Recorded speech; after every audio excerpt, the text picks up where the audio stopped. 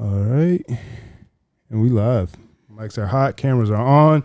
And this is episode, 219 of the No Hangover Podcast. As always, it's your host, Eric.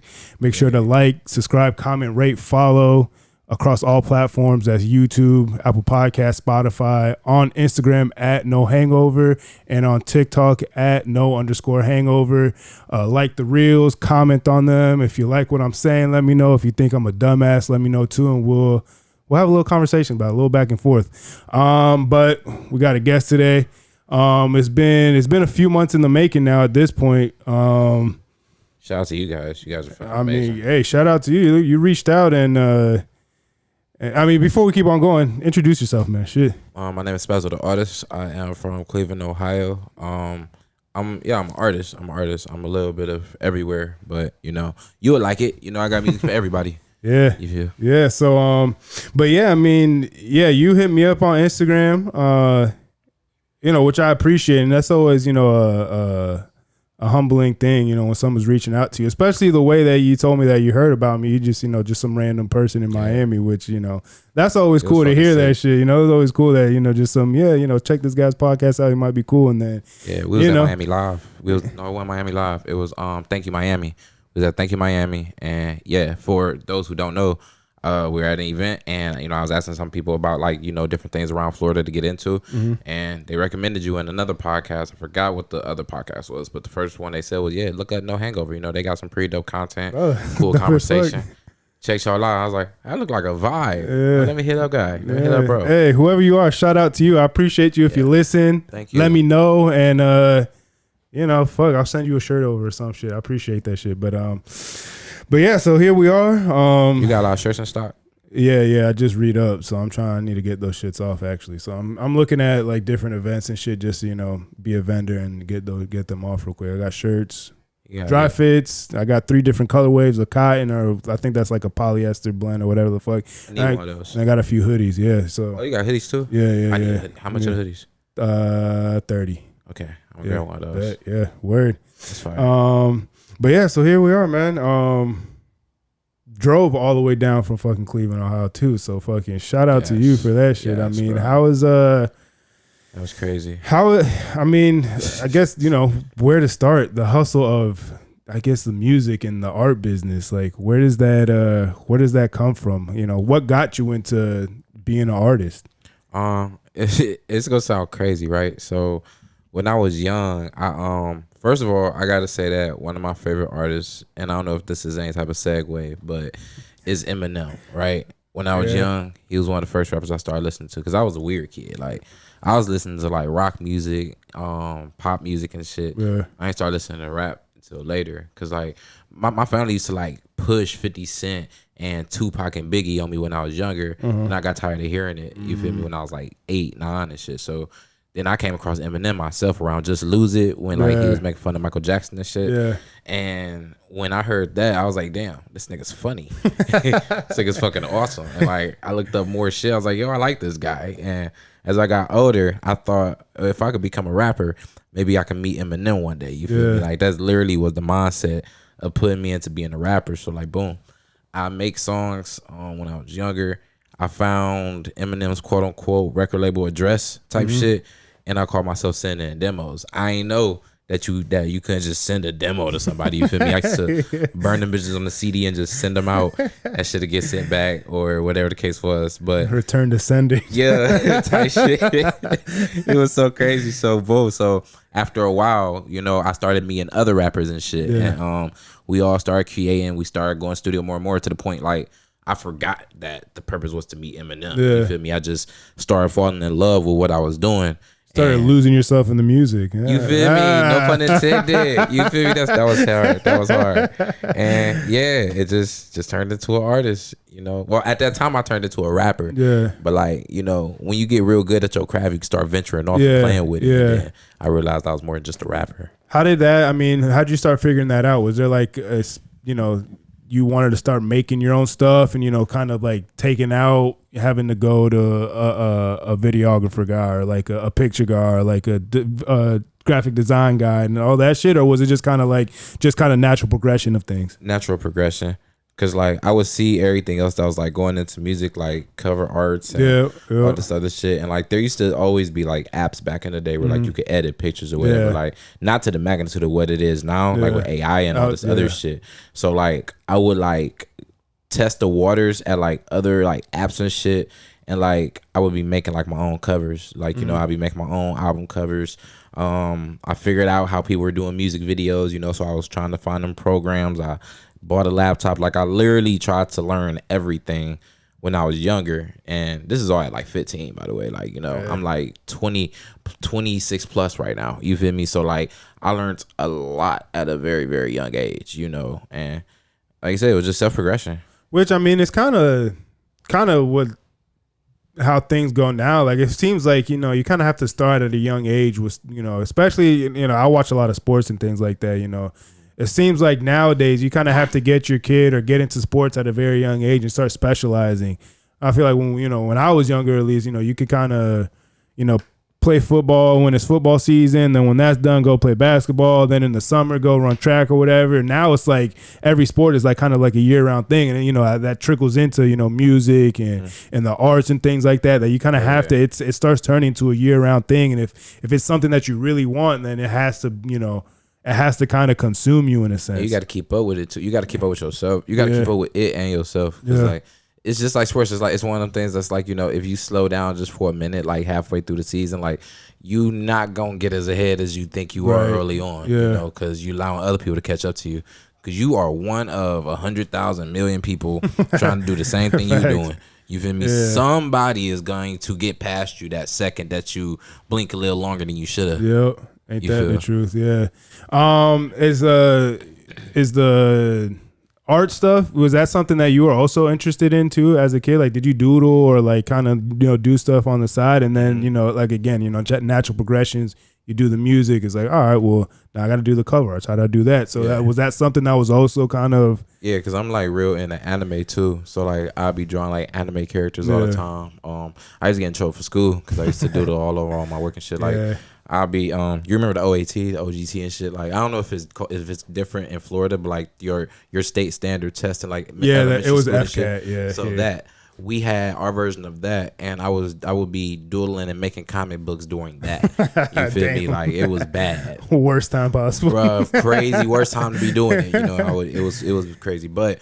I will always draw like my own anime characters. I'll try to like make comic books, you know. To this day, I might doodle every here and there. You feel me? But I always like drawing. Like nothing too crazy. I ain't gonna call myself an artiste. You feel me? But I mean, shit. Shout out to you for making. You know, it's my new profile picture and all my shit. I mean, you made that shit was dope as fuck. I mean, to me, that's art. I mean, I have mastered the art of AI right now. Like I'm one of those people who are. I'm not really against AI too much. Like I understand the problems of it, but at the same time, like I'm a huge advocate on take advantage of it while we have it in our possession, you know, because it's free access right now. You know, this once everyone starts seeing the power of AI, like people are gonna raise the prices on it. It's not gonna be as accessible. Naturally, just like with everything else. I mean, we're just talking about with the YouTube TV and shit like that. Like, you know, when I got it, it was like $70-something. Now it's $100-something to fucking for a monthly subscription. So I mean, just naturally, you know, that's kind of, you know, natural progression and shit. You know, they kind of put shit out there at a reasonable price to see, you know, who's gonna buy it, and it, you know, if it's something that's gonna catch on. And naturally, especially with AI, I mean, that shit is taking over so quick. It is so quick. It is, and it's gonna keep taking over. It's something we did not think we were gonna see. You feel me? Like we are really at a peak of a piece of technology right now. That, you know, it's crazy. I know a lot of chefs. I'm a chef on my side life too, and I've another form of art too. Shit. You feel me? You feel me?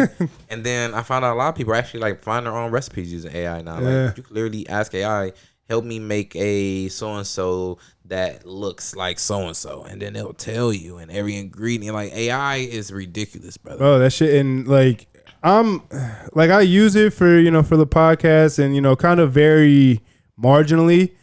It, obviously, you know, you kind of have to with, you know, with the times and shit like that. But it does kind of still, it's a little spooky. It's hella spooky, that shit gives me the fucking heebie-jeebies because like you see all these fucking movies and all the iRobot, Terminator, Ex Machina is another. That movie is fucking insane. But you see all those movies and it's like, you know, it's just coming to life now. Like it's happening in real time. Yes. So like, you know, again, you know, you gotta use the tools, you know, at your disposal and make the most of it. But you know, once you go down the rabbit hole of it and like what the actual possibilities of what AI is and what the possible outcomes of it is, it does kind of get a little like, eesh. Stay cautious. Keep your guards up. Like, enjoy it, appreciate it, but don't let it go over your head. Facts. So how has it impacted you as far as your artistry and your music? AI? Yeah. It's helped with album covers. That's what I've really been like finding the most beauty in it in. And the only reason that I like it for the album covers rather than being against it, because I know the problem with using it for album covers, you know. And it might not be the problem that other people might see, but it's more of like it's a selfish thing because AI is so strong that it does the work of people who actually get paid to do things like that, you know. But I'd be a fool to not be able to use something like this if it's at my disposal, you know. For a fraction of the price, too. Yeah, the fraction of the price, like, come on, you know, that's just me being smart. But yeah, that's pretty much all I really use it for as far as music. Actually, there's a few things you can use it for though. Like it helps. It can help with a lot of things. Like I don't agree anybody using AI for songwriting. Let me say that. Yeah. No one should use AI for songwriting. No one should use AI for. Bro, it's hard to say, bro. It's just AI is a whole different fucking world. Yeah, and like you can like with some of the videos. Shout out to my guy, check the credits. Like he's been starting to post some videos using AI and shit, and you can still see, like, you can still tell, like, you know, with people talking and then like with some of the limbs when they're moving and shit that. Now that's the kind of thing I don't like. It's like a music video made from AI. Yeah, but that, you know, that's where, you know, graphic designers is still, you know, things like that still have a place because, you know, it's not as honed in as something like that where it's a, you know, you could tell it's animated, but it's a little less, you know, the movements are a little bit more natural and things like that. Like with AI now, still like you can still tell that, you know, it looks real and it is getting a lot better, but you can still tell, like I said, when things are moving, you know, the limbs look a little weird, the movement of the mouth is a little weird and shit like that. I just hate that you can't be there. Like that's my thing with the music video aspect. It's like being able to be there, you know, to experience it. Yeah. Well, I mean, I feel in person, I think it's very hard to beat with a lot of things. Like I'm talking to somebody in New York that, you know, I've been listening to his music and I want to do a podcast with him, but obviously there's the distance. He you know, he mentioned, you know, if there's a, you know, different type of outlet that you want to do it on. And I've thought about it, you know, with what's that, StreamYard and things like that. I've thought about, you know, doing things like that, doing podcasts with other people, like through like, you know, Scream, but to me it's not the same. I don't feel like I can make the same connection. I don't feel like it's as genuine as sitting down with somebody and having, you know, a face-to-face conversation and things like that. With live music too. I've been going to a lot of concerts a lot more lately, and like I just feel like in-person experiences with music, you know, conversation with sports, like it's really hard to replicate that and like recreate that. It is. You remember when people were doing streaming like through Zoom when COVID was going on? Yep. I hated that, bro.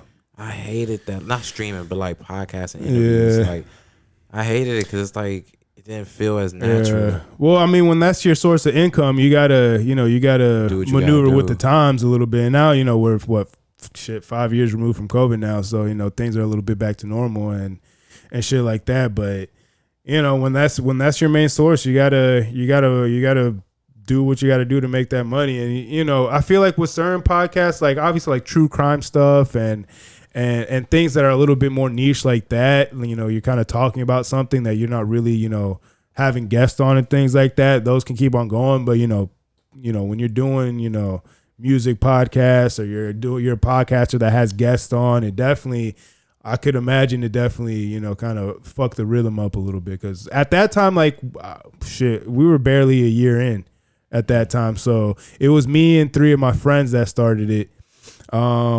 And then one of them moved out to Washington for a year. So then it was just the the three of us doing it, and we were just recording at our house. We didn't have any cameras yet. We literally had 2 mics and a fucking tiny ass interface, and but we were talking about current event, pop culture stuff, music, sports. Obviously, COVID was going around that time, so we were talking a lot about that and shit. But was it called No Hangover back then? Yeah, it's been No Hangover the whole time. Where'd y'all get that name from? So at first it was more so like that was a little bit more in my I was out a little bit more. We were out downtown a little bit more, going out drinking and shit. So we wouldn't get hangovers a lot. So that's kind of where that came from. But then as it progressed, and the things that we were talking about, and especially at that time, everything was just and still now, but I felt like more so then things were just so much more divisive, and everybody was separated. At least now, things are divisive, but we're still able to go out in the world and shit like that now. But connect and shit. Yeah, so I wanted to continue to, talk about things that were, controversial, or, we might have different opinions on, but, kind of show that we can have those conversations that have no hangover from past conversations. Like, we're going to keep it going. It's still love. Like, we can, fuck with each other and share different opinions. Mm-hmm. And that's okay. Like, that's the world that we live in. The world is full of a billion different opinions. Like, just because you don't share one that I do, then I'm not going to fuck with you. I'm not going to talk to you anymore. Like, that shit it blows my mind, because then it's very counterproductive to, talking. That's how you solve things. That's how you get through things. It's having conversations. It's talking through shit. Using your voice that you have. Right. And I mean, that goes hand in hand with music. That goes hand in hand with a lot of things, is that, if the minute you stop talking and the minute that you shut yourself off, problems, this little tiny problem is going to escalate to a giant fucking problem that it might have not even been that big of a deal, but because I'm not going to talk to you, then I'm just going to... Once you can't talk. Yeah. That's where your strength comes from. Right. It starts with your voice. Right. And, a lot of people were doing that. A lot of people still do that. And that's something I'll just never really understand. Like, what are you going to solve? What are you going to get through? Like, what do you get from... I mean, obviously there's certain things that, like, all right, like, I get why maybe you need a little break, maybe not talk to that person anymore. But I feel like 90% of the shit in this world can be talked through. And, it might take one conversation. It might take 50 conversations, but, it's... conversations need to be had to move forward. If you're not talking to each other, nothing's gonna move forward. Everything's gonna sit still, and then communication is key as fuck, bro. Anything you do, communication is key as fuck. Bro, you're telling me, man. That shit is. I mean, I've been doing this for 6.5 years now, and when we were doing our best is when we were out, meeting people face to face, going out doing things, and then, shit like that. And then, consistency, when you're working with a group of people, it's hard to keep everybody on the same page. Life gets in the way, things like that. So then I started, I took this over completely. My boy Jacob, he still helps me out here and there, but I took it over completely at the end of the year last year in December. And, I've been able to, meet people, make connections, people have reached out to me, and it's just been kind of a snowball effect from there. So, I just want to keep that momentum going and keep on having, different people on. I do a lot of artists, obviously, a lot of, I've been tapped into the Orlando scene now here for, rap scene for a few months now. So I'm starting to get a feel for what that is. But, I still like to keep a broad scope on things. I've had artists on, I've had published authors on, entrepreneurs, I've had family members on, friends also. I mean, like I said, the whole point of this is, talk, conversate, keep it going. Like, whether I agree with you or not, like, talk your shit. That's dope, bro. So I mean, and then it came to this. So you're doing something right, apparently. For real. No, for real. I mean, getting people from out of state now it's a little surreal at this point right now. Like, I'm still fresh into it, as far as like going about it on my own, but I'm starting to have a lot of full circle moments now. And, people that I would, talk about, 3-4 years ago, or, I had a guest on here, and then, we reconnect a year or two later and see where everything's going. And, there's just having a lot of full circle moments right now. So it definitely, it goes to show that if you really want something, if you really care and passionate about something, like, get it, go do it. Like I said, I've been doing this for fucking 6.5 years and really haven't seen much from it until, recently, and even now, like I don't really feel like it's much, but it's in the right direction. So I mean, for somebody to see me all the way in Miami, that's like 2-3 hours away from here. Like that's even more fuel to let you know, like, you know, whatever you're doing, just keep doing it and just do it better. You feel me? Everybody can do something better. You feel me? Keep getting better. You feel me? You gonna go so far, bro. Like this platform, you have a lot of potential. Like it's hard to come across platforms that actually have like the type of setup like you have, especially like when you upload and shit. Like a lot of people in Cleveland that were seeing like, you know, your podcast when I was talking about it, they were like, oh, this looks like an actual podcast. Like his clips, his editing, his talking. Like you are setting yourself up for something bigger if you keep this going. Yeah, that's the goal, man. That's the goal, man. You know, this 9-to-5 shit ain't it. Fuck that. It pays the bills, but I ain't trying to fucking retire off this shit because I hate that it pay the bills. I ain't gonna lie. I hate that. But you know, again, you know, there's a billion examples of, you know, if you really believe in something, you believe in yourself, you know, something will come from it. And I'm a big believer. I'm a big advocate if that, you know, if you put in work, you'll get some type of results. You get some type of success. Now, what that level of success is, it's up to you. It's up to you. Well, to an extent, but also, you know, there's only so much that you can control.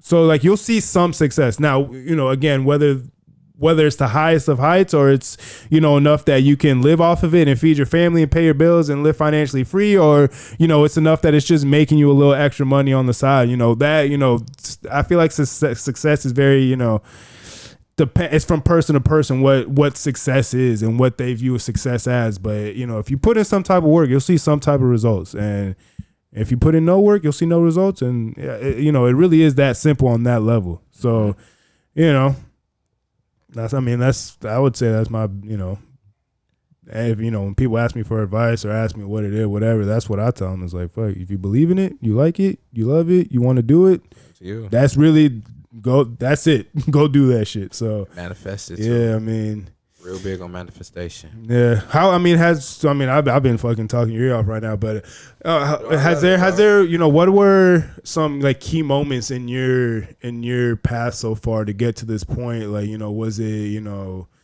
a song that you made that got a certain amount of views? You know, you went and traveled somewhere and made connections, or, you know, certain people started noticing your shit, or like, what was that kind of like, oh shit, like I'm actually doing something here. There's actually something here that, you know, I can make and grow from it. There was a few things that had tied into it.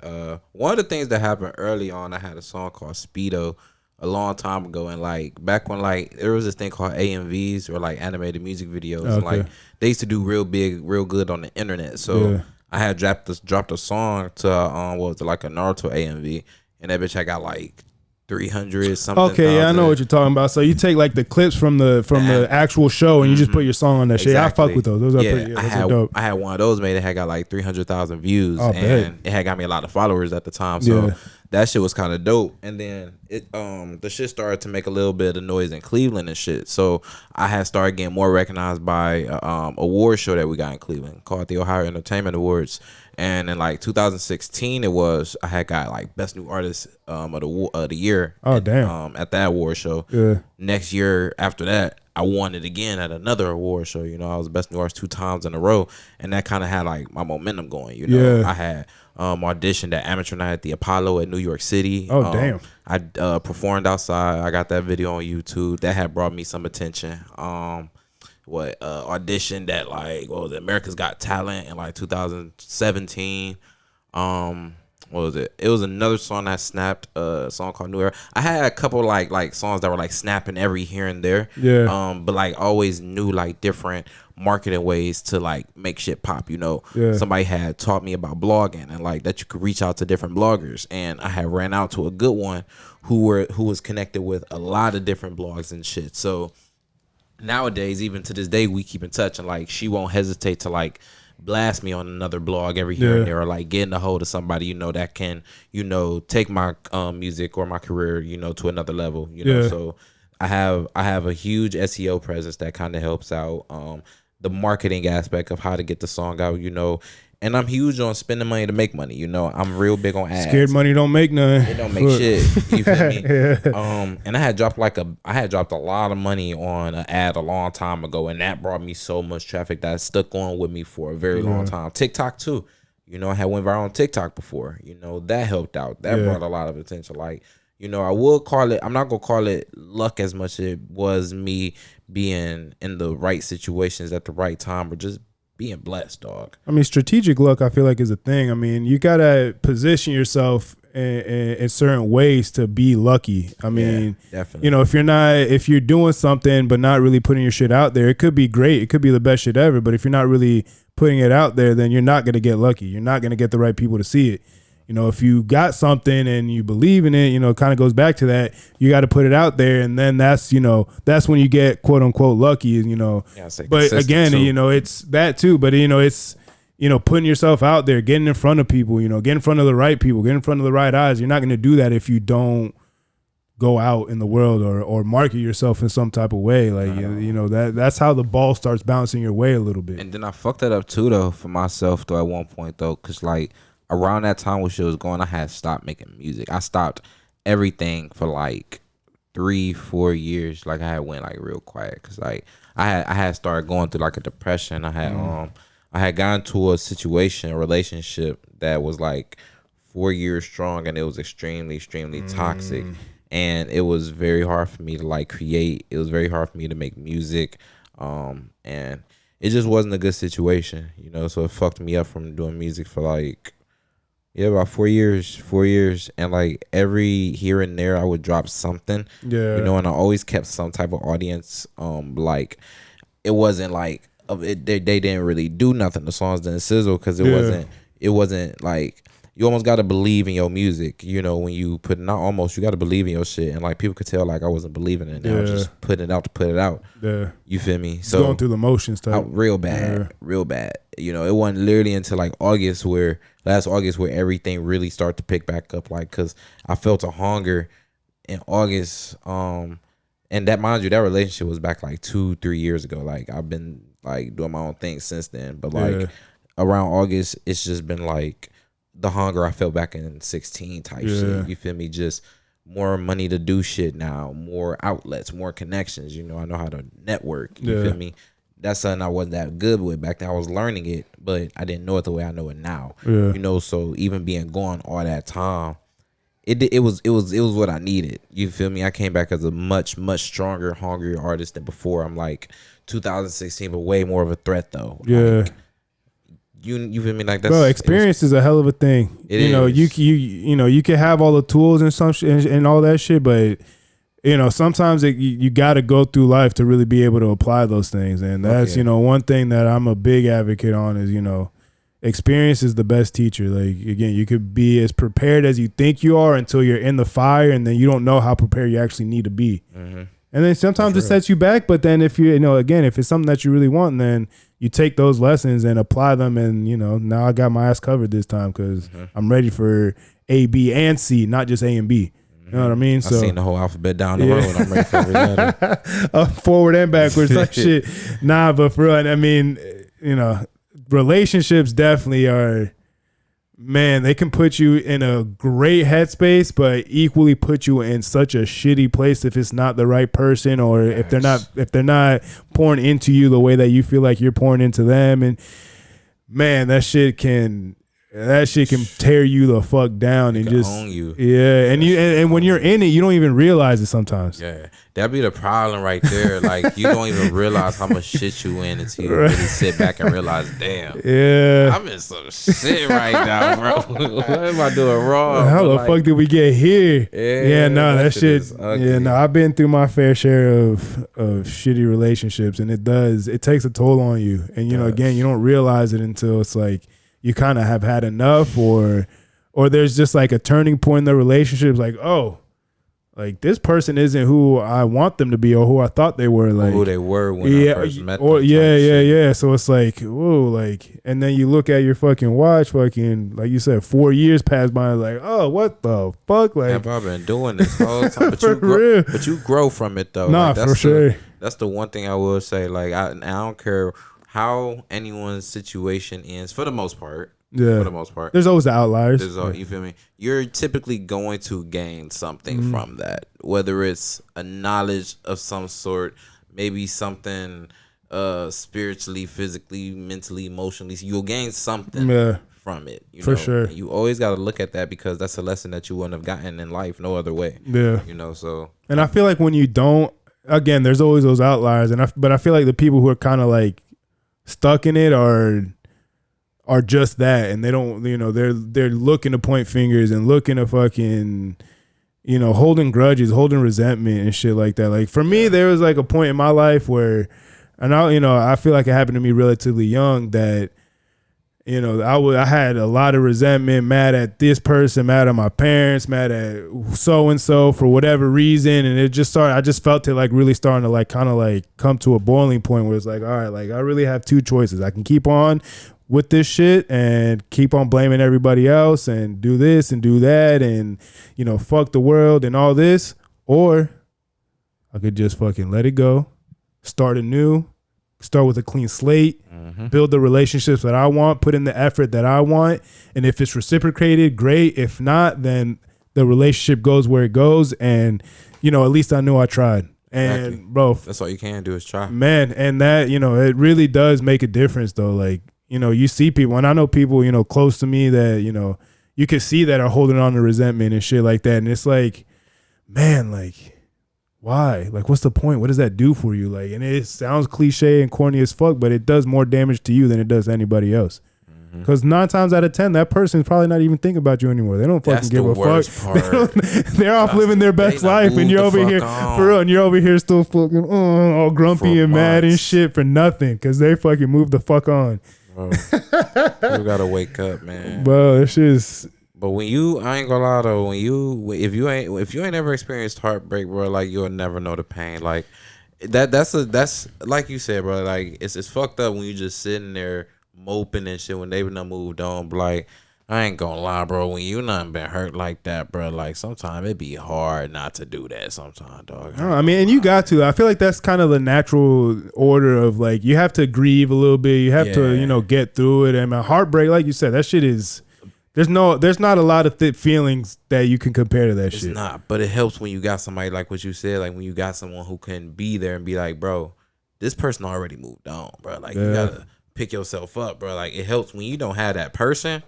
It's a whole different story. Yeah. Like that's why you gotta appreciate the people around you. That's why you really, really people don't understand the value of people that are close to them, the value of friends, family. Like the facts. That shit run deep. Like you don't even realize, like, when you really need it. I don't know why I thought I had something to drink next to me. Like, when you really, really need it, bro, like, you just need to value more. Yeah, nah, and that's something that I preach a lot. Like, I feel blessed for the family that I have, the friends that I have. They've been, my oldest friend, we've been friends since we were 4 years old. One of my closest friends, me and him been friends since the 4th grade, like keeping up with each other. Most of my friends, as far as close friends, obviously I've met people and, have made different connections and things like that. But, most of them is from my freshman year or back. Like, that's something that I do value a lot. And it's, they've helped me get through a lot of shit. The people who you keep around you is very, very, very important. They can help morph your whole future. Bro, it's wild how, just things like that, like you see as little things really make the biggest difference in your life and shit like that. Again, just like the people that you have around you, the type of things that you're taking into your ears and like and soaking in your brain like a sponge, like that type of shit, it really does, it's those little things that, when, I went left instead of going right, that changed the whole course of your fucking life. Mm-hmm, exactly. And it's, you were so close to making that left, and they were like, bro, to put your hand on the wheel, yeah, go this way. And they done saved you from a whole ass. For real. Nah, man. Really gotta appreciate it. It make me kind of sick, bro, because like my best friend Kurt not here, bro. Like he would be eating this shit up right now. He would love this for me right now. Like my nigga Kurt, my dog Kurt, he is like the main one, like my brother. That's my brother.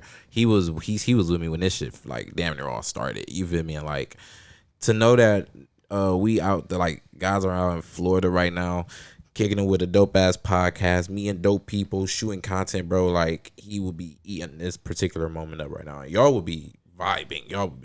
Like just y'all's energy. I can tell it would be dope. But like, shout out Brody. But my whole team personally, like my whole team, ODF, we are like, and those guys out there, ODF period, like One Day Famous, One Dominant Family, we all are like real big on like, just our unity with each other, and it's crazy because like we're all creatives, but like looking in, you can see that they all work hard to try to push me up. You feel like we all help to push each other up, but like there's a certain sense that you can see like, they're all trying to push me up, like like when your people see something in you, and they believe in you, and then like they do things that other people wouldn't necessarily do or have the time to do, or like shit like that really just make you remember why you do what you do, and it helps you, it makes you want to get better, it makes you want to get better and helps you want to go harder, you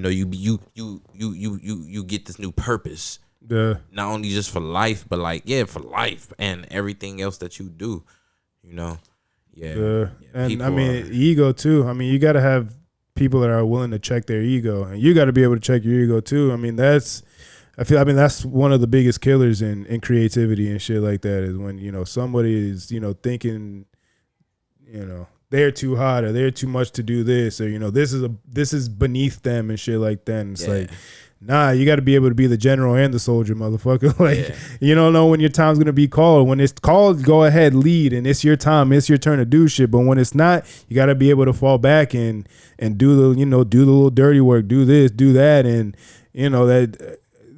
that's, knowing your role and staying humble. Like, not everybody's meant to be the superstar. Not everybody is meant to, be a lead man. So if you're not that, play your role, and do that to the best of your ability. And I, respectfully. And that's no disrespect, because there's times, where I don't even feel like I don't even know if I'm supposed to be the main guy. I don't know if I'm supposed to be a superstar. I don't know if whatever, but when things are put in front of me, I, figure out, get in where I fit in and make it happen. Straight up. Whether it's leading something and making sure I'm spearheading this and making sure things go, or you're not, this is the task I need you to do that shit. But that contributes to the bigger thing, to the bigger picture. Yeah, I mean, looking yourself in the mirror and shit like that. Yes. I mean, that's self-awareness is fucking something that is missing so much nowadays. And it's like, I get it because of social media and, it's so much easier to, put yourself as that front man and shit like that. But again, like, social media clouds you, bro. Like that's the thing with social media. Like it'll cloud you from what you should really be focusing on. Like somebody get a whole lot of likes and feel like, okay, I'm that nigga and I gotta be that nigga. No, you just got a lot of likes. It's a moment. It's a moment. This is what you're meant to do. But social media make you feel like this is what you're meant to do because it's working online right now. But like, I don't know. That's another thing. Social media is just it corrupts us so much, bro. Like the way we view everything, bro, it's just so fucked because real life is not what you see on social media, bro. It's not. Yeah, and people get that shit confused. Like you said, people get that shit confused. Like, oh, real I'm popping on here. Like, I must be the shit. And that's something that yes, you can be good on social media and all that shit, but it's how you're received in person, like in a crowd of people, in a room of people, like how people receive you, how people perceive you, how people are, oh shit, like this guy just walked in the room, like what was that? But like that, that gets lost in that shit now. It's this one artist I discovered. I wish I could remember her name right now, but like she has like, I just came across her on Spotify one day and she got like 85,000 monthly listeners. I found her Instagram.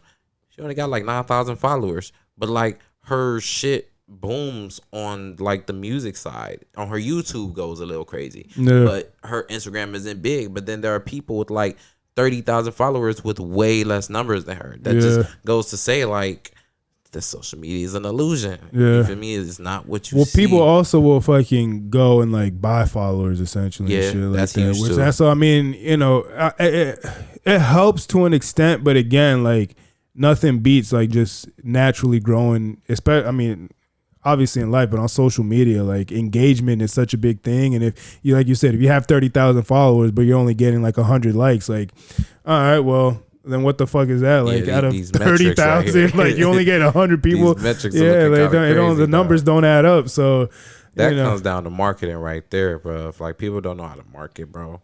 Like people see everything in numbers. Yeah, everything is not numbers, bro. That's the problem with people that are coming up. Everybody are too focused on numbers and not focused on the actual content and like growing the actual content first. Like people got to give a fuck for the content for your numbers to even matter. Like you can have big numbers, but like that ain't gonna do shit for you. That ain't gonna put no money in your pocket. Like who the fuck give a fuck about what you gotta talk about? Like you feel me? You might be able to fool a few people and make them feel like you a big deal. You feel me? And then at that point, you know, all right, that's borderline respectable marketing. You know, you make people care, but at the same time, you gotta know it's not about your numbers. People gotta care about what you're selling or what you're buying or what the fuck, like whatever your product is. You gotta sell it to some real people, bro. You got to. It's pointless. You wasting your money buying followers. And mad people just fucking wasteful out here today, wasting money, wasting time, fucking wasting resources, and fucking again just thinking that shit's gonna fucking take them to wherever they're trying to go. And you know, as much as I'll sit here and kind of be skeptical about technology and this, that, whatever, like you gotta be able to work that shit and still build genuine connections, you know, again, whether it is in person or through social media, because that's what's going to keep you, that's what's going to be sustainable. That's what's going to sustain you for the long run. Like, you know, the one hit wonders and the viral shit, you know, that's all cool and that's all fun. But if you don't really got all your ducks in a row and you don't really have, you know, the foundation, that's all you're going to be is a one hit wonder or a fucking viral sensation. And that's it. And that's cool. Again, you know, if you want a quick check. Yeah. And again, you know, that goes back into knowing your role, you know, all those other things. I'm not trying to hate on that or throw shade on it, but I'm someone that, you know, especially in music, especially in art and shit like that, like those are things that I feel like is kind of, and I don't want to say wrong, but it waters things down a little bit that, you know, people are coming into it, and you know, you have, you know, a ton of examples of people that are just fucking putting out music at a high clip, and it works for them, and it makes them money, and it goes. But then, you know, they're in it just for that. But and again, there's a place for that. But I'm still somebody that I still do very much appreciate, like, hey, you know, take 2 or 3 years to fucking make an album, put a body of work out, you know, put your little loosies, your little singles out here every once in a while. But like one song for 6 months, bro. Yeah, that's but like bro, and I appreciate that shit so much. Just, you know, just the time and the effort and the tediousness that goes into those things. Like for me personally, like, you know, I'm very, very much big on production and beat making and things like that. One of my favorite artists right now is K Tronada. He's a DJ producer, bro. But if you listen to his music, the layers that that go into his music and listening to it, I feel like every time I hear a song, like I'm picking out something new. For it's like, damn, I didn't even realize that was there. Like I didn't even hear that shit until now, and I fucked with this song for a fucking 2-3 years now, and so like that's something that I do appreciate. And that, you know, when I see an artist that really, you know, gives a fuck about their craft, whether I like the music or not, I gotta respect that shit. Mm-hmm. It's and then like, that can make you give a little. It might make you give a fuck. Right. It might make me like it just because I see the effort that you're putting into it, and I see the time that you're putting into it. It's like, oh, I didn't really like it, but I see the, you know, I respect the hustle. So, you know, let me download this shit real quick, help you out, you know, give you a little like or whatever, and you know, and I, you know, when I listen to music, I usually just put my phone on shuffle and just kind of let it go. So it might pop up on my shit, just you know. So you know, any little type of support like that, you know, goes a long way. You know, that's something that I, you know.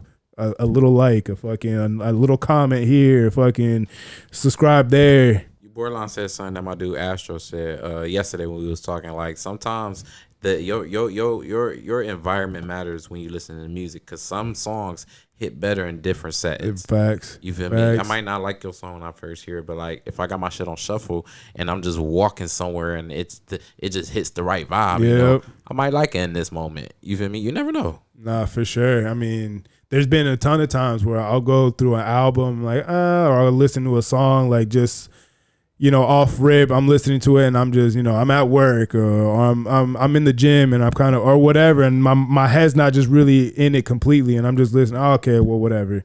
And then, I like this artist anyway, so I'll download it. And then, like you said, you put your phone on shuffle. I'm chilling. I'm out in the back smoking, or I'm out on a walk, or I am in the gym and I am fucking locked in. And I hear that shit. I'm like, oh fuck, okay, like how the fuck did I miss this? Like what? Like what was I thinking? Like, and but that's what I love about music, though. That's what I love. You just never know when a song's gonna hit you when it does. Like there's another DJ that I like. He's from the UK. His name's Parallel. It's P-Rellel. So it's Parallel, but I think I discovered him back in like 2019, 2020, but he had already been putting out music for a while. The same thing with K Tronada. I discovered him in 2019. Mm-hmm. His first big album was in 2016. I had no clue who the fuck he was, but the first time I heard him, like, whew, like, and then it go, especially I love that the most because then you have so much music to go back to and listen to, and you can go through the fucking discography and go listen to the shit and just like fucking it's new to you for real. And it might be 4 or 5 years old, but it's new to your ears and new to my ears. Like I never heard shit like this before. So people don't understand that beauty of discovering music. That's one of my favorite things. That's what, like I love that shit. I mean, my grandfather, I have a boombox out there. This had to be like maybe like 8 or 9 years ago, but I was listening to jazz and he's like, oh, you like jazz music? I'm like, yeah, I love that shit. Bro, he gave me a whole fucking case of fucking like 50 jazz CDs. That's dope. And like it's old timey shit because he's big into music too. My mom's side of the family is very musically inclined and shit like that. My uncle, he has his master's in music. He's a band director up in Jersey. He plays a trombone. I mean, he plays a lot of different instruments, but he's a trombone player by so he does that. I mean, I've had a really big appreciation for music from a very young age. So, and it's something that I've wanted to get into, but and I talked about this on the last podcast I did with my guys, Catapult Rides, new single out. They're pretty cool. They're like a alt like indie rock band type shit, but one of the guys on in the band, he used to give me piano lessons. And one of my biggest things is that like I'll admit it's a fear that like I want to be good at this so bad that I don't want to suck at it. Yeah, I feel that. So it's like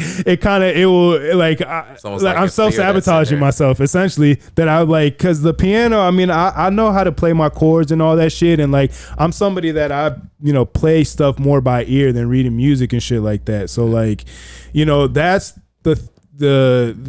that's kind of the natural part that I have, and it's just a matter of honing that shit in. But like again, then I get in my head a little bit, and it's like, oh fuck, but I don't want to suck. So then I shoot myself in the foot. But naturally, I feel like it's gonna come. I got this whole room set up. I got my turntables over there. I'm gonna start learning to use and shit like that, and just being around musicians, artists, people that are doing it. It definitely adds fuel to that fire, and it's like, well, fuck it, like. How often do you practice? Not as much as I should now. That's actually one of my goals that I have written down for the month of July is, 3 hours a week. So that's what, like 30 minutes a day for 5 weeks, for the 5 days or whatever the fuck. Just get in here after work. When I get home, shower, fucking get on the fucking keyboard for 30 minutes. That's when you go get hard. That's when you go get raw. Pause. No Diddy. That's when you pause. That's when you go get raw.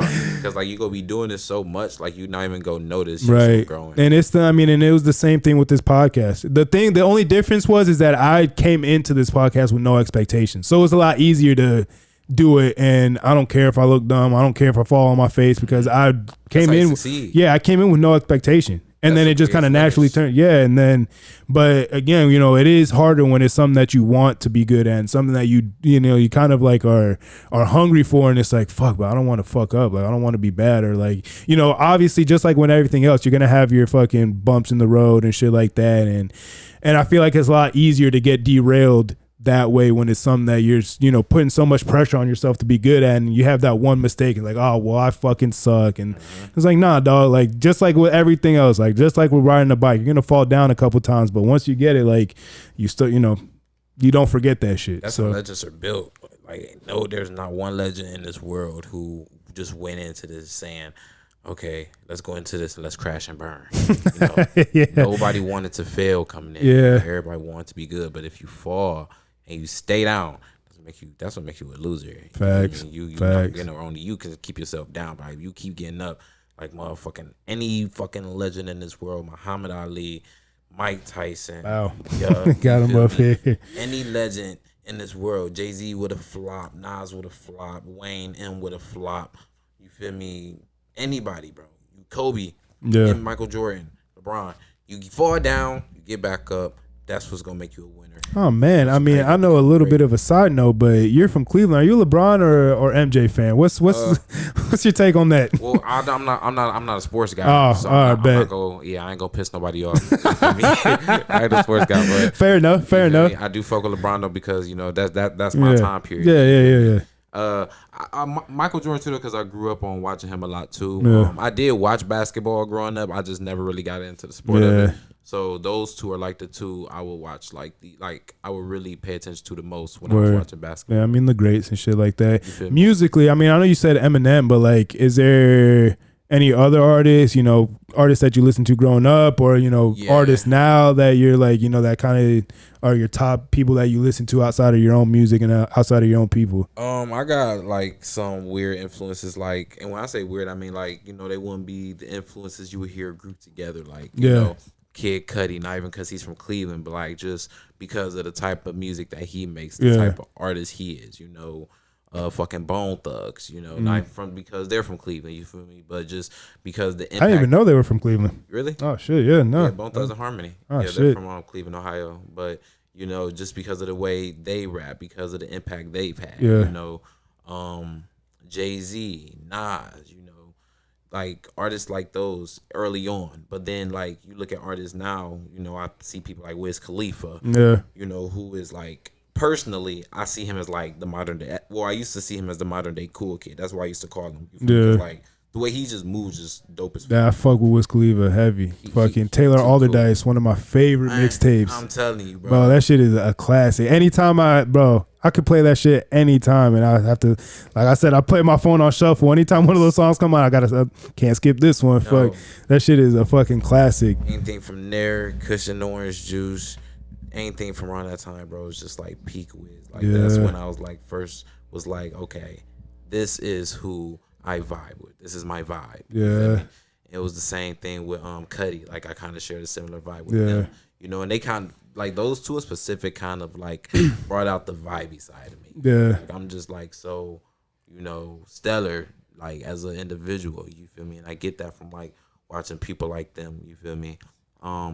But then you also have artists like Eminem or like Big Sean. You know, he's a big one for me. Yeah. You know, Big Sean, he's raw. You know, the way he raps, the way he delivers, and like he be getting a lot of shit too, like unwarranted, and like I can kind of get it because some of his lines do be corny, but I feel like that's kind of rap. Honestly, rap. I love rap, but it can be kind of corny sometimes. Like it's you know, punchlines and metaphors and shit like that, and that shit can be corny sometimes, but like it's about like, making that shit sound cool. And I feel like, I feel like he's. I mean, I just feel like he gets shitting on a lot. He's unorthodox. That's what it is. Like Big Sean's just real unorthodox, and like that's the same thing I can say about my shit. Like, you know, who else gonna think of a line that, you know, someone like us say, you know, or like artists like that say, you know, people who just think of weird shit and like twist it in a certain way, they're always gonna get that shit because it's like you're catching people off guard. You know, people like to damn near know what to expect. Like the attention span of music is like so crazy, but it's like that also affects the appreciation of what you hear sometimes. You know, Big Sean definitely one of those guys, man. Yeah, no. You know, and Lil Uzi Vert, like, you know, as far as this generation, Big Sean, Wiz, and Lil Uzi Vert, like for sure, like those are like my three guys. Like Uzi is just. Again, he's a vibe. Like he's probably one of the dopest artists of this generation, in my opinion. You know, he's definitely one of those guys for me. And I say X too.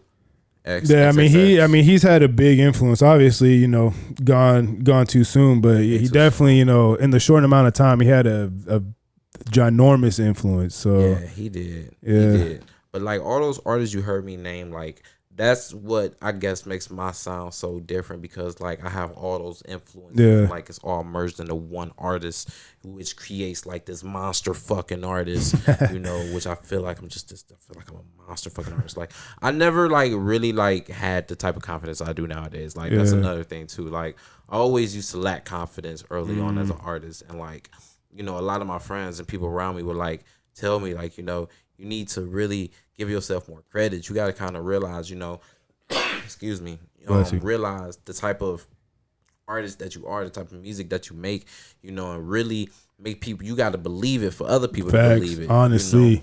And I didn't for the longest, I was too humble. There was a time where I was way too fucking humble. Like I can even look back and be like, pop your collar just a little bit. Like, you're doing something good. Like, yeah. And I ain't used to do it, So nowadays I'm kind of, sometimes I can be a little funny with it. You feel me? Yeah. Like just how to like, fucking monster. But like, I don't know. I just know what I can do now, And how'd you get Spazzo the Artist? How'd you get that? How'd you come to the name? Yeah.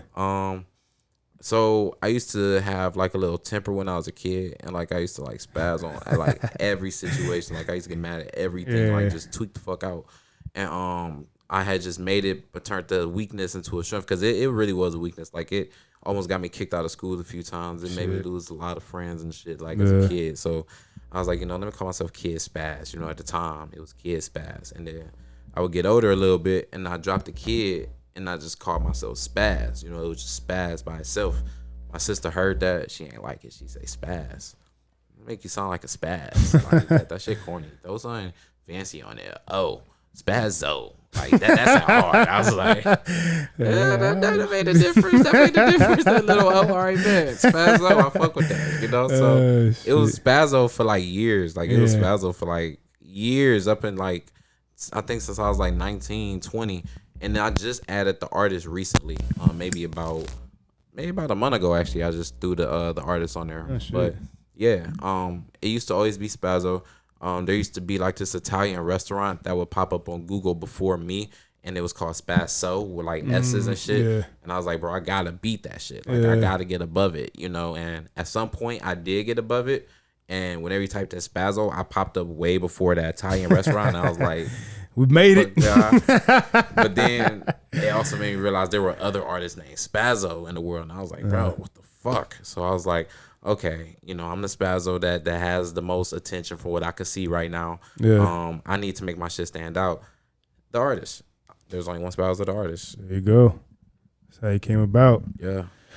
All right, shit. Well, let's get into the fucking, I'm sure a few people want to hear about this. So you had a single that you were promoting that had a little Yachty feature. Yeah. And then it ended up not being. Burning. Yeah. What is the story behind that? So there was a producer that I had met like a year ago in LA. Mm-hmm. And I'm not gonna tarnish anybody's character, but it was a producer I had met, and I had did a favor for him in Cleveland at one point where he was looking for a venue to host his show at and shit. So I knew the owner of the venue. I was able to open up some doors for him, and he had a whole thing go on. So fast forward like 9 months later, which was a couple of months ago, a few months ago actually, he had what I thought was opened up a door for me. You feel me? And he had said, as obviously, I have these credits of working with this artist and that artist, and he had credits for working with a few artists. Like I will give him that. He was more so working with like Trippie Redd early on, Famous Dex, artists like that and shit. So he was like, I can get my hands on a couple of features for you for little to nothing compared to what people be paying. Yeah. So I'm like, at the off rip, I was skeptical at first. I was like, I mean, I've seen what you can do, but like you talking about features now, bro. Like, okay, so. But then, he would show me a lot of things that were extremely convincing. And a lot of it was convincing, like the videos he would have with the artists. He would have a lot of artists literally like, promoting him and his brand. And, he had, the paperwork was even checked out. Like I ran it with my lawyer. Like everything was just, like that's one of the reasons like this shit was so crazy, bro. Because like everything literally had checked out. We had got the verse back. It wasn't just a Yachty verse. Like we had got like a few verses that he was able to get his hands on, but obviously some type of money had to go to get all that shit. But for sure. It was nowhere near what niggas in the world are paying. It wasn't even in the thousands for real. You feel me? Like it was like blessing like fuck. So I was getting these few industry features and shit. And when we had the Yachty one ready, we got ready to release it. And before I can contact him that I was about to drop it, I tried to upload it to DistroKid. And Distro says, you know, for you to upload this song, we need more proof that you have an affiliation with this artist. So they need to contact us. So I text bro and I say, yo, how do I go about distributing the song? He says, use our partner distribution service and go through them. And they're a service called Revel Distribution. No one ever go through Revel Distribution. That I will say. I will say that on camera. But Revel Distribution, I didn't even consider looking into it because everything else was already like set in stone. You feel me? I'm thinking, okay, fuck it. So we dropped to Revel, and usually when you distribute to a distribution service, it only takes like about a few hours to a day for it to hit all stores. It was only on Spotify for like 2 or 3 days straight. So I'm like, something not adding up. Like, why is this still only on Spotify? You know, everyone's saying, yo, we can't hear the song. We want to hear the song. I Google and do some research on it, and that's where I fucked up. I got too comfortable that I overlooked the final thing I should have been looking at, was the reviews for this distribution service. And here's what killed me. You look at the reviews, and they all say the same thing. It's a 1.7 star company, and they all say they sell you verses. They sell you duplicate verses that they've sent out to hella other artists. They don't distribute your music. When you try to get your money, they don't pay you out. A glitch in their system. And it was just like, you know, damn. Everyone had the same verse that I had. You weren't gonna I wasn't gonna get paid for it. They don't send it to those stores. Like, and then the guy even said, like, you know, they even helped run it through a little promo. There's no promo. Damn. There's nothing. Like, it was like a big ass, I have these replica verses that I'm gonna bang out to niggas real fast, and they gonna feel like they special. It was one of those. Damn. It was crazy shady business, bro. The industry, bro, like, but at the same time, if you can't handle a bump like that, you're not ready for the industry, because it almost set me back, bro. I think I probably had called you maybe 2 days after that shit happened. And even during that, bro, I was distraught, bro. Like, I was ready to pack up and shit. And like, I was like, I couldn't think straight.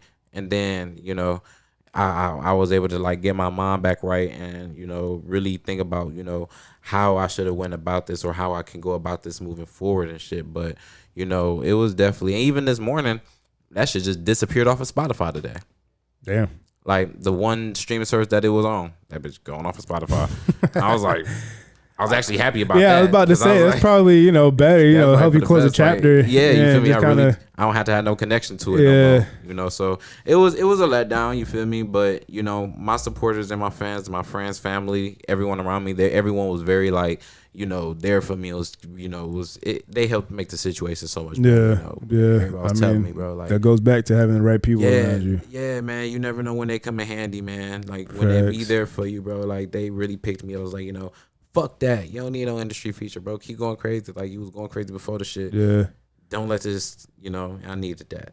I mean, it, you know, it's a testament to the time that we're at now. You know, it's very, you know, you could cut out that middleman and still be successful. And you know, fuck all that going through, like you said, distribution company or going to a record label and all this other shit. Like, you know, there's tons of independent artists that, you know, you might not know who they are, but they'll go to a city, sell out a fucking venue, and come out fucking 40, 50 bands up, and that's straight to their pocket. Man. And, you know, they're nobody else. Yeah, they're not going to be, you're not going to see them on any Grammys or VMAs or any shit like that. But, you know, when you look back at the end of the year and you're up, you know, 2 mil, 3 mil, who gives a fuck about a Grammy? Like, and no disrespect to the Grammys, but I mean, none whatsoever. They fucking, you know, I have my own gripes with the Grammys too, because it's so fucking, like, Billboard Awards I respect because it is off of numbers. Grammys is an academy, and there's people voting on it, so there's agendas and this, that, and the third, and everything aside from the Billboard, you never know, but everything aside from the Billboard, bro, I feel like it's all just like propaganda. I mean, you have your Grammy darlings that are gonna fucking, like, and, you know, that shit. I don't listen to country music, so I don't really know. But Beyonce winning a country music Grammy is kind of like, all right, well, I don't listen to country, so I don't really know what the state of country music is. But I could imagine it's not to the point where they couldn't give it to an actual country artist. Who was probably the Beyonce of that goddamn genre. Right. Just robbed the genre, And bro. again, like no disrespect, but it's, it's just kind of like, it's things like that it's like. It was the greatest country album of the world. Yeah. You feel me? Let's keep it in the genre, though, when we're talking about like Grammys and shit. Like, you're robbing whole genres, bro. Like, that's crazy. Which, work. I mean, it is, it's, and I say these things, and it is, we're in a day and age now where, the lines between genres are very blurred now. There's a lot of fusion stuff and things like that, like we need to create new genres. Yeah, that's what needs to be happening. And again, like, yeah, I'm all for it, but,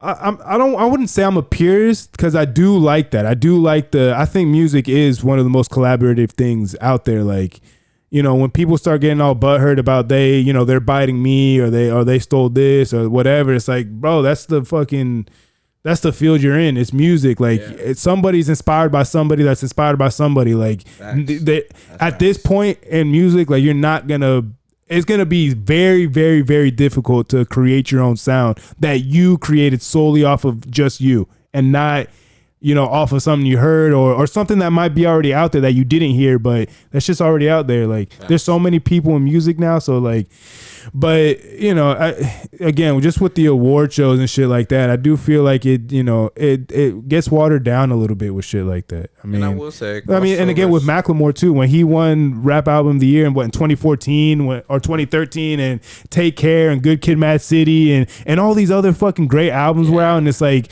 no disrespect to Macklemore, but goddamn, like, that was not the Rap Album of the Year that year. Not at all, And I will say, there are such things as crossovers. Like, people can't cross over from genre to genre. Yeah. You feel me? But when it's just like, when it comes down to like obvious voting, like, it's just kind of like right.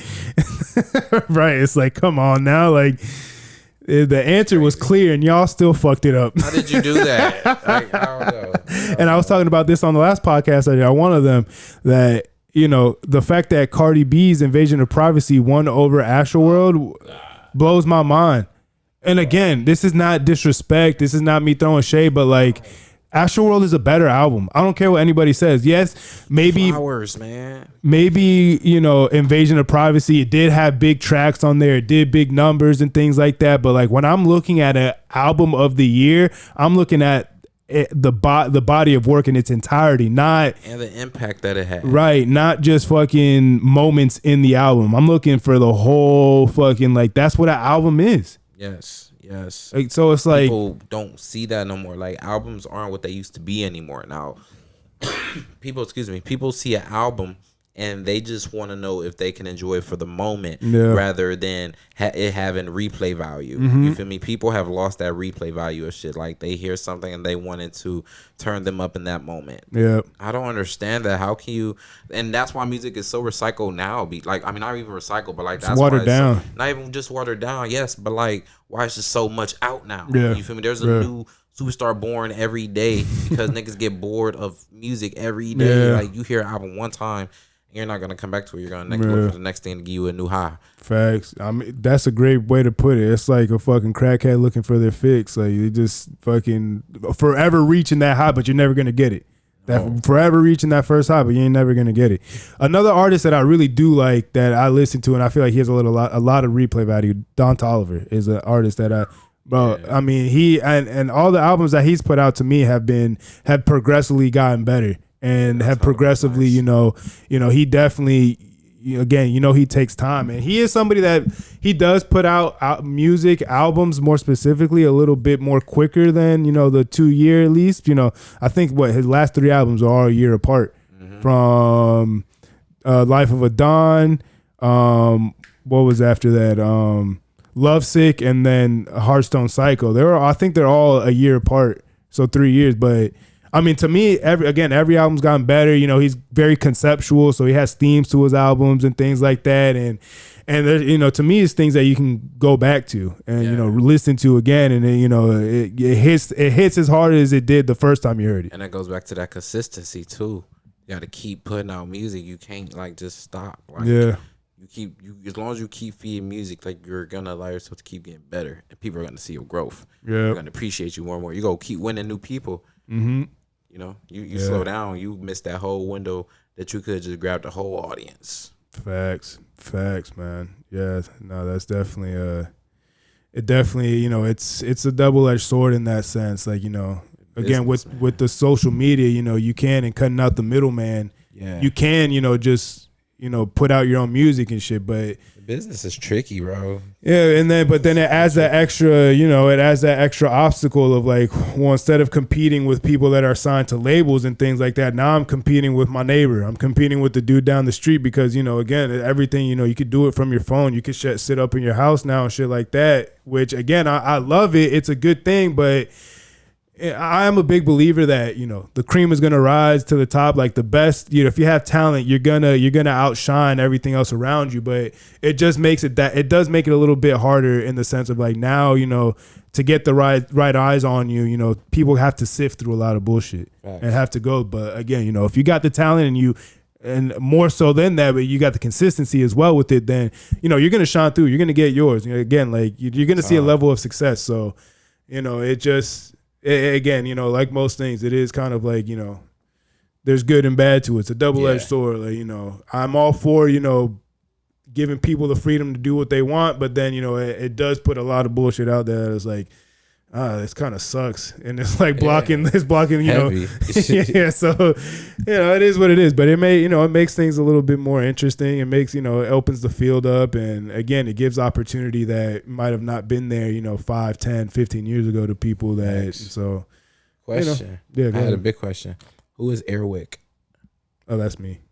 It's a nickname. My name's Eric. So. Okay. Yeah. You know why I asked? Because I was looking at that. And I was I kept looking at her. I was no, that's me. My aunt gave me that name. It's that nickname. So yeah, it just kind of stuck. Where'd she get it from? Because my name's Eric. Airwick, so that's kind of cool.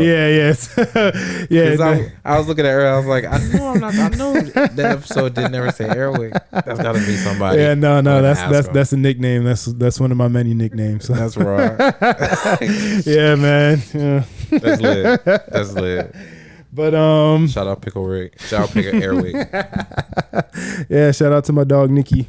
She made that for me. So you're running. Yeah, I'm trying to get more my cousin made this. My cousin Noah, he made that. He's 16. He just turned 16, and he's good with the art, with the pen and shit. He's got his own style too. So he's starting to find that shit. And I'm trying to I'm trying to with some of these connections I'm making now, see if he can start selling some of his shit. And because that's something too that before we close it out here, that value goes from person to person. So nice. And the example I use a lot is this chain. My dad gave me this chain, so it holds value to me, whole sentimental value. Somebody would have to pay me a lot of money to get this chain off of me to take it. That's real. But to somebody else, I'll give you $50. I was like, nah, dog, you're gonna have to do better than that. But value goes, and especially with art, stuff like that. Some people, and the chick that I had on, shout out to Gabby. She, she had a story that she was talking about that, she went to an event. It was at Aston Martin dealership, and it was a piece that she let go for, $700, and the dude immediately sold. And it's like, oh fuck. So it's like, yeah, and there's people that will buy art for fucking, millions of dollars, fucking hundreds of thousands of dollars. And it's like, I can appreciate that shit, but it ain't no way in hell I'm going to spend fucking $200,000 on a fucking piece of art.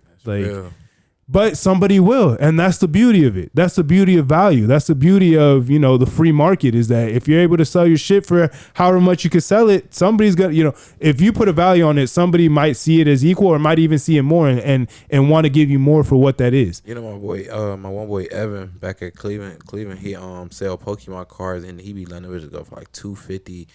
Motherfuckers be selling Pokemon cards for $1,000. Bro, I have a whole book whole case that I mean, in their original Pokemon cards that I've been holding on to, that I'm, you know, kind of itching to kind of get them appraised and see what's good, dog. They're worth some. Did you say originals? Originals. Money right now, bro. They are worth shit right now, bro. Oh my God, you're sitting on the gold. Yeah, I will buy some cars that from net you. worth is fucking looking nice. The assets are looking. Yo, serious. I made me mad. I lost all my Yu-Gi-Oh shit, bro. Oh man, I have football cards too, but I had a fuck ton of Yu-Gi-Oh cards that like shoe cases, bro. I think like so much money right now. When I moved out of my parents, like I was like, yeah, like whatever, do whatever you want with them. But like now looking back, I'm like, damn. Oh, should have kept those shits, huh? Yes, man. And it's crazy because like people would tell me back in the day, bro, these gonna be worth so much money in the future. Yeah. Like at 12 years old, I'm like, they gonna be worth shit. These are just Yu-Gi-Oh cards. Well, I mean, my dad too. I mean, he gave me, he just gave me his PS5, but I have the PS5, I have a PS4, and I have a PS3 in here.